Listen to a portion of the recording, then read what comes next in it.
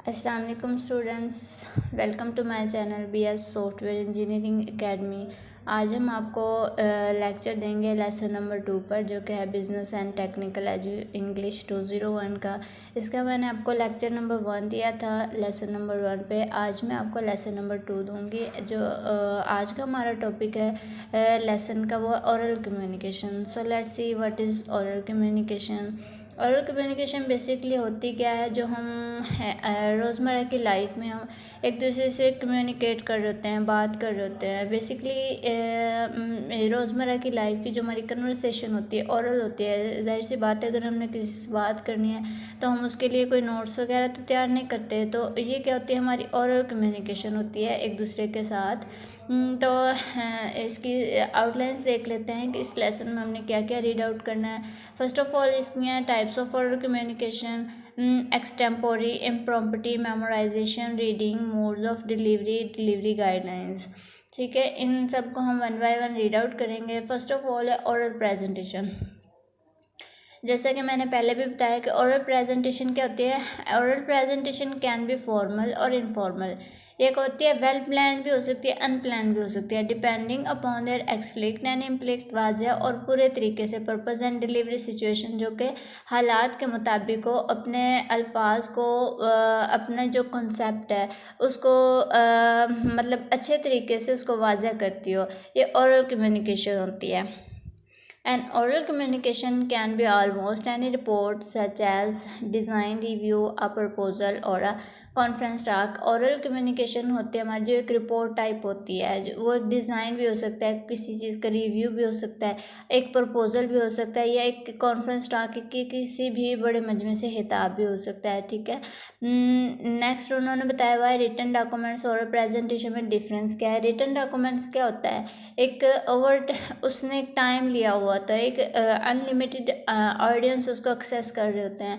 लेकिन oral communication क्या है, लिमिटेड टाइम के लिए होती है और उसको डिलीवर किया जाता है किसी प्लेस पर।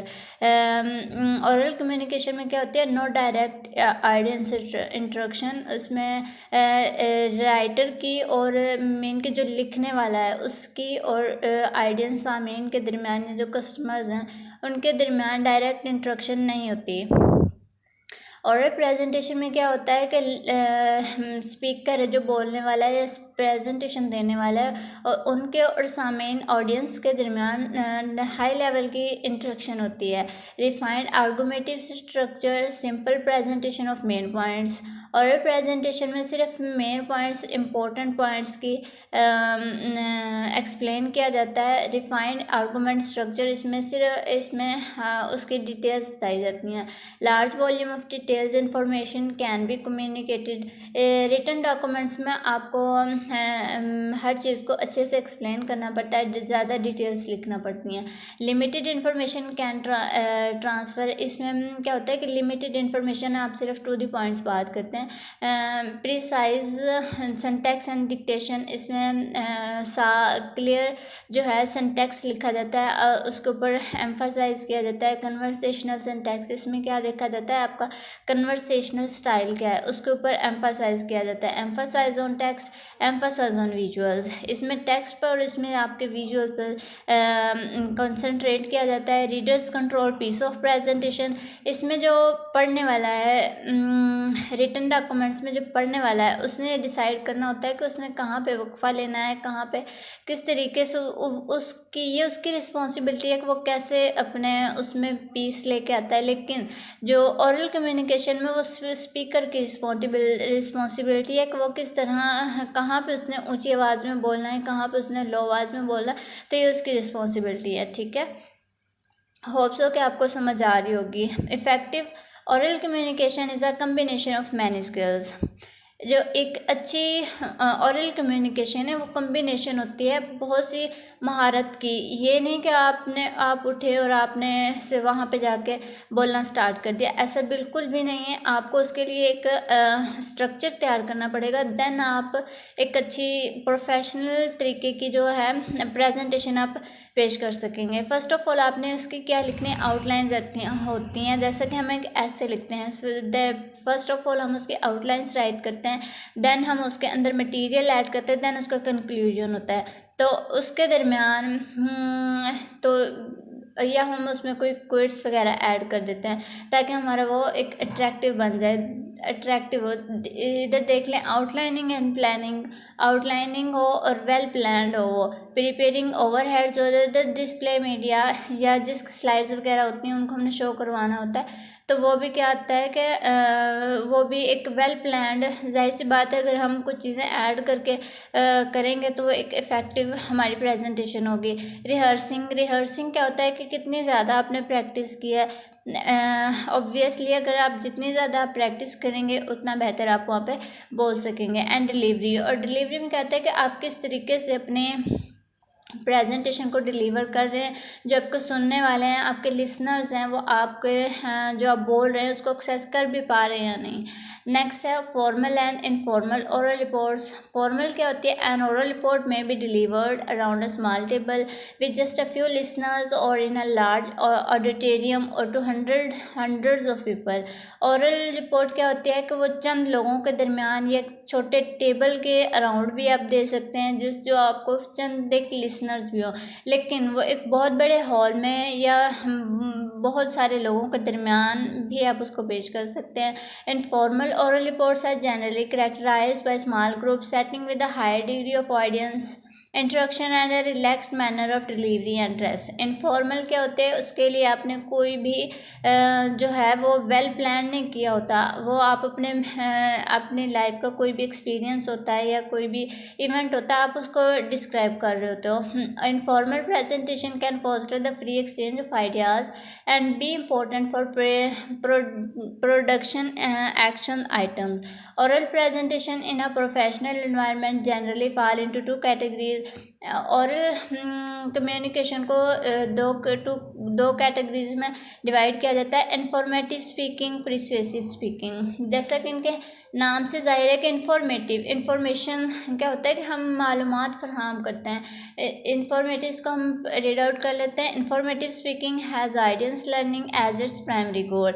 इंफॉर्मेटिव स्पीकिंग का क्या मतलब है कि सामीन जो आपके लिसनर्स हैं, आपको सुनने वाले हैं, वो क्या लर्न कर रहे होते हैं। An informative speech can explain a concept, वो किसी कॉन्सेप्ट को भी एक्सप्लेन कर सकती है, कि कोई भी कॉन्सेप्ट हो सकता है। इंस्ट्रक्ट एन आइडियंस, सामीन की अट्रैक्शन होती है। डेमोन्स्ट्रेट अ प्रोसेस, या किसी भी प्रोसेस, और डिस्क्राइब एन इवेंट, या वो किसी भी वाक़े की तरफ इशारा कर रही होती है या उसकी वजाहत कर रही होती है। In an professional setting the informative speech में टेक मैनी डिफरेंट फॉर्म्स। ठीक है, जो हमारी इंफॉर्मेशन स्पीच होती है वो डिफरेंट फॉर्म्स में हो सकती है। वो इंडिविजुअल और ग्रुप रिपोर्ट भी हो सकती है, ओरल ब्रीफिंग भी हो सकती है, पैनल डिस्कशन मीन के बहुत बड़े एक ह्यूज वॉल्यूम में बहुत ज़्यादा लोगों के दरमियान ओरल क्रिटिक्स और ज़बानी तनकीद भी हो सकती है। प्रिसुएसिव स्पीकिंग क्या है, persuasive speaking is a good influence what an audience think or does, mean that कि क्या आपके सामने जो सोच रहे हैं क्या वो कर भी पा रहे हैं। Some of the goals of persuasive speaking includes to reinforce the attitude, beliefs and values and ideas already holds, कि जो उन्होंने पहले से अपने आइडियाज़, वैल्यूज़, एटीट्यूड जो उन्होंने अपनाए हुए हैं, क्या उनको वो तकवीत दे रहे हैं। To एनैकुलेट N आइडियंस against counter precision, जो उनके मुखालिफ है क्या उनको जवाब दे पा रहे हैं। टू चेंज एटीट्यूड, क्या वो मतलब उनके एटीट्यूड को चेंज करना। To motivate an audience to act, सामीन को इस बात पर उभारना कि वो जो सोच रहे हैं उस पर अमल भी करें। ठीक है, नेक्स्ट है delivery method. There are at least 4 method for making an oral presentation. 4 जो इसके जनरल मेथड्स हैं ओरल प्रेजेंटेशन को तैयार 4 इसके मेथड्स हो सकते हैं जिनमें हमें ओरल प्रेजेंटेशन देना पड़ सकती है। एक्सटेम्परी क्या होता है कि बिना तैयारी के। इम्प्रॉम्प्टी होता है फौरी तौर पर। मेमोराइजेशन हिफ्स होती है। रीडिंग क्या होती है कि जो लिखी हुई होती है। The extempore method involve significant efforts but result in degree of quality that tells you audience that you care about them.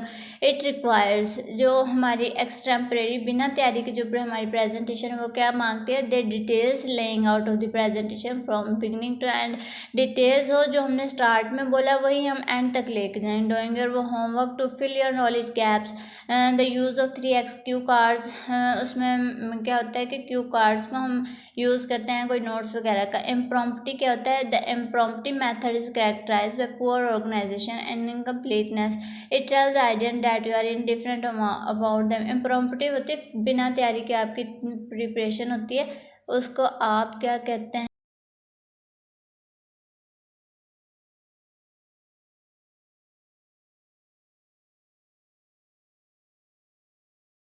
फौरी तौर पर होती है। Organisation income, it tells an audience that you are indifferent about them, कि आप उनके बारे में कैसा सोचते हैं, क्या होता है। That memorisation is a method of risky.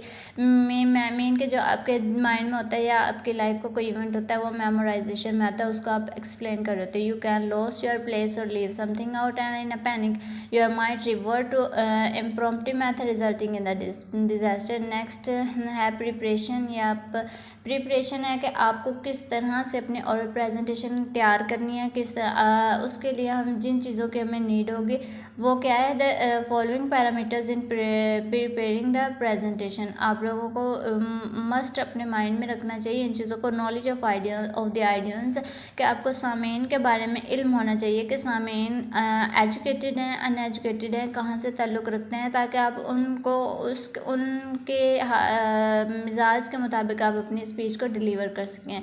Knowledge of subject, जो आप बोल रहे हैं आपको पता होना चाहिए कि आप क्या बोल रहे हैं, क्या बात आपको करनी है। आपका माइंड क्लियर होना चाहिए, आपके आउटलाइंस, आपकी प्लानिंग, यानी कि जैसे कि 1 2 3 है। 1 2 3 का मतलब है कि जैसे कि एक ऐसे होता है, उसमें फर्स्ट ऑफ ऑल हम क्या लिखते हैं, आउटलाइंस होती हैं, देन उसके मटेरियल होता है, देन उसका कंक्लूजन होता है। यानी तो इसी तरह से हमें एक वेल प्रिपेयर्ड, अपने आप को अच्छे से तैयार हों, आपने क्या बोलना है, कैसे बात करनी है, किस तरह आप लोगों तक अपनी बात को पहुंचाते हैं, आप उनको कैसे अपनी बात से कन्विंस कर सकते हैं, तो आपको ये पता होना चाहिए। यूज़ ऑफ टाइम, आपको इसका मतलब है कि आपको पता होना चाहिए कि आपने किस तरह अपने टाइम को मैनेज करना है, कितनी देर तक कौन सी बात बोलनी है, ठीक है आपको। और आइडियंस का भी कि उनके पास कितना टाइम है, कितनी देर तक वो आपको सुन सकते हैं। देन है रिहर्सल। रिहर्सल से कि आपने किस तरह से उसकी प्रैक्टिस की है, अच्छी वेल प्लान्ड हो, वेल प्रैक्टिस हो, तो देन आप उसको एक अच्छे तरीके से प्रोफेशनल तरीके से आप उसको एक्सप्लेन कर सकते हैं। And personal appearance and grooming, और आपकी पर्सनल अपीयरेंस बहुत इंपॉर्टेंट है। जब आप स्टेज पर या कहीं भी जाते हैं तो ऑडियंस के सामने जाते हैं, सबसे पहले आपकी ड्रेसिंग, आपकी अपीयरेंस को जज किया जाता है। सामने आपको देख रहे होते हैं तो ये बहुत इफ़ेक्ट करती है। Additionally the preparation and use of visual aids is an important element of any effective presentation. देखें, विजुअल एड्स, जो आप एड्स ऐड करते हैं, is an important element of any effective presentation. कोई पिक्स वगैरह जो हम उसमें ऐड कर देते हैं वो किस में आ जाती हैं, वो भी इसको इफेक्टिव बनाने में एक अहम रोल अदा करती हैं। नेक्स्ट बताया हुआ है नॉलेज ऑफ आइडियंस। इसका मैंने आपको बता दिया है, एजुकेटेड हैं, अनएजुकेटेड हैं, ताकि आप उनके मुताबिक आप अपनी स्पीच को डिलीवर कर सकें, प्रेजेंटेशन दे सकें। नॉलेज ऑफ सब्जेक्ट, आप किस टॉपिक पे बात कर रहे हैं, आपका टॉपिक क्या है, आपको अपने सब्जेक्ट के बारे में मुकम्मल इन्फॉर्मेशन हो चाहिए। Use of time and rehearsal, time limits are to be observed even if no limits is given and you should, मतलब मीन कि आपको आइडियंस की और अपने आपको पता होना चाहिए कि कौन सी बात कितनी देर तक और कब तक आप बोल सकते हैं। देन पर्सनल अपीयरेंस, आपके पर्सनल अपीयरेंस क्या है, आपकी ड्रेसिंग क्या है, ये सब चीज़ें बहुत ज़्यादा इफेक्ट करती हैं। Presentation delivery, poise, enthusiasm, eye contact. Poise मतलब आराम से हो, एंथसिज्म उसमें एक रायतम हो, आई कांटेक्ट आपका ऑडियंस के साथ आई कांटेक्ट हो। यूज़ ऑफ वॉइस, आप अपनी वॉइस को किस तरह से अट्रैक्टिव बनाते हैं ताकि लिसनर्स जो हैं आपसे बोरियत महसूस ना करें, आपकी वॉइस अट्रैक्टिव होगी तो आपको गौर से सुना जाएगा। यूज़ ऑफ टाइम होता है कि आप अपने टाइम को किस तरह से मैनेज करते हैं। Poise and enthusiasm, by well prepared and strive of muscular control, alert attention, vibrant interest in the subject in an eagerness to communicate mean के अगर आपके वाइब्रेट होगा तो मीन के नॉइस होगा कोई, तो वो क्या ईगरनेस एक उकताहट सी उससे महसूस होगी। Avoid distracting manners but don't stay in frozen position के डिस्ट्रैक्टिंग के कंटिन्यूसली आपने बोले नहीं जाना बट स्टोन इन फ्रोजन, और आपने ना ही stop moving about if not excessive can attract your enthusiasm. तो ये चीज़ें आपके लिए नुकसानदेह साबित हो सकती हैं। आई कांटेक्ट आपका और ऑडियंस के दरम्यान आपका आई कांटेक्ट होना लाजमी। अगर आप अपने जो स्क्रिप्ट है या आपके पास कोई नोट्स वगैरह आप अगर आप उनकी तरफ देख के जाएंगे तो ये भी आपके लिए एक नुकसानदेह चीज़ साबित होगी। Use of voice, don't speak too softly mean कि आपने बहुत ज़्यादा सॉफ्ट भी नहीं बोलना, टू फास्ट बहुत ज़्यादा तेज़ भी नहीं बोलना, और मम्बली और या सिर्फ आपने your audience must be able to hear what you say mean कि आपने इस तरह बोलना है कि आपके सामने ऑडियंस जो है वो आपको सुन सकें कि क्या आप कह रहे हैं, अंडरस्टैंड व्हाट यू से, और उस बात को समझ पाएँ कि आप क्या कह रहे हैं। Use of time without adequate preparation, it is easy to become nervous and start rushing through a presentation. Instead use the pacing established during your many rehearsal. आपको अपने टाइम को अच्छे से मैनेज करना चाहिए।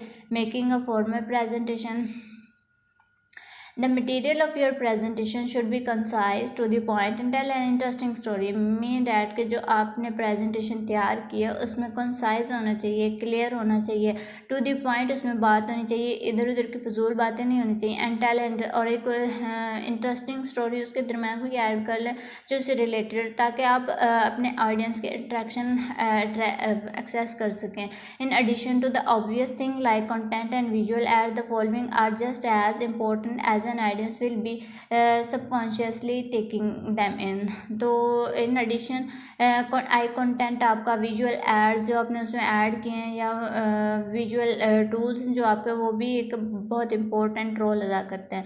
Then your voice, how you say that it is important as what you say. अगर आप किस तरह कह सकते हैं कि जो आपने कहा है कि वो इम्पोर्टेंट हो सकता है। आपकी वॉइस अट्रैक्टिव होनी चाहिए। Body language, a subject in its own right and something about which much has been written inside। in essence your body movement expresses mean के बहुत सारी चीज़ें ऐसी होती हैं जिन्हें आपको अपने हाथों से एक्सप्लेन करके बताना होता है। तो आपको वो भी आपकी बॉडी लैंग्वेज में आता है। आपकी ड्रेसिंग, आपके थॉट्स रियली आर, ठीक है। आपका एटीट्यूड, आपको बोलने का स्टाइल, ये सब क्या आ जाता है, बॉडी लैंग्वेज में आ जाता है। Appearance, first impression influence the attitude to you. Dress appropriately for the occasion, जो देखें अपीयरेंस, आपकी ड्रेसिंग, आपके मेन आपका हुलिया बहुत ज़्यादा इम्पैक्ट करता है, ठीक है। देखिए फर्स्ट इंप्रेशन मीन कि जब आप स्टेज पर जाते हैं या कोई भी प्रेजेंटेशन देने जाते हैं तो ऑडियंस आपको देख रहे होते हैं कि आप किस तरह से वहाँ जाते हैं, आपकी ड्रेसिंग क्या है, सब आप चीज़ों को नोट किया जाता है।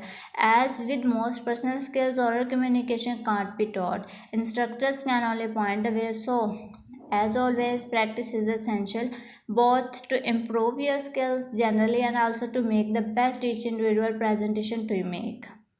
Okay. Preparation, prepare the structure of the talk carefully and logically just as you would for written. What are objective of the talk, main points you want to make a list of those things you are starting point। आप किन चीज़ों से अपने उसको start करेंगे। write out the presentation in a rough just like a first draft for written report। check the stories consist and flow smoothly। if there are things can't easily express possible because of doubt about understanding it is better lesson unsaid never। Read from a script, कहते हैं आप किसी script से कभी भी ना पढ़ें। It is also unwise to have the talk written into details as a prompt sheet. आपको ओरल कम्युनिकेशन का मतलब क्या, मेज़बानी। तो ये इसके कुछ पॉइंट्स दिए हुए हैं, आप रीड आउट कर लीजिएगा। मेकिंग प्रेजेंटेशन क्या है, great the audience. For example making grating word, सबसे पहले जब आप स्टेज पर जाते हैं कहीं भी जाते हैं तो अपने ग्रेटिंग वर्ड्स यूज़ करने होते हैं कि आप किस तरह से अपने मेन डैड के good morning ladies gentleman and tell them who are you, और उन्हें बताएं कि आप कौन है, कहाँ से बिलोंग करते हैं। Good presentation then follow this formula. एक गुड अच्छी प्रेजेंट प्रोफेशनल जो प्रेजेंटेशन होती है वो किस फार्मूले को फॉलो करती है। Tell the audience what you are going to tell them, अपने ऑडियंस, अपने सामने, अपने लिसनर्स को बताएं कि आप क्या बोलने जा रहे हैं। Then tell them what you have told them, और उन्हें बताएं कि आप क्या उन्हें बताना चाह रहे हैं। ठीक है। Keep to the time allowed, if you can keep it short, it is better to under run than over run. ये इसके कुछ रूल्स रेगुलेशंस बताए हुए हैं। आपने किस तरह से 5 minute is sufficient to allow certificate of minds, ये उसके कुछ पॉइंट्स बताए हुए हैं, नॉट इम्पोर्टेंट, जस्ट आप रीड आउट कर लीजिएगा। डिलीवरी है स्पीकिंग क्लियरली, डोंट शाउट और वॉइस पर, ना आपके आवाज़ में एक सिटी की आवाज़ होनी चाहिए, ना आपने बहुत ज़्यादा ऊंचे से बोलना है। जज द अकाउस्टेंस ऑफ द रूम, मतलब ऑडियंस को आपने जज करना है।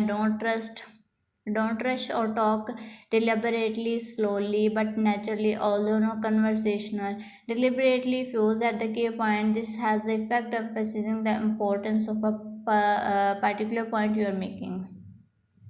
ठीक है। Avoid jokes, always disaster and useless. You are nature expert. To make the presentation interesting, change your delivery but not obviously. Speed, pitch of voice, mean क्या बहुत ज़्यादा स्पीड से नहीं बोलना। Pitch of voice, use your hand to emphasise point, mean कि जो चीज़ें emphasise वाली हैं जिन पर जोर दिया जा सकता है उनको आप अपने हाथ से बताएं। Waving, people can over time develop इन इरिटेट habits. Ask colleagues occasionally what they think to yourself. ये जस्ट आगे उसके इम्पोर्टेंस से बताई हुई हैं तो आप रीड आउट कर लीजिएगा। विजुअल एड्स क्या होती हैं कि आपने किस तरह अपनी प्रेजेंटेशन को इफेक्टिव बनाना है, कौन कौन सी चीज़ें आपने उसमें ऐड करनी है, वो सब किस में आ जाता है, एक विजुअल एड्स में आ जाता है। OHP आप रीड आउट कर लीजिएगा, इम्पोर्टेंट नहीं है। रिवीजन क्या है, types of oral communication, modes of delivery, extempore, ये वही वाले पॉइंट्स बताए हुए हैं। ठीक है। होप सो कि आपको आज का लेक्चर समझ आया होगा। अगर कहीं भी कोई कन्फ्यूजन है तो आप कमेंट में आप मुझसे पूछ सकते हैं। और thank you so much for watching my video. Hope so कि आपको लेक्चर बहुत अच्छे से समझ आ गया होगा।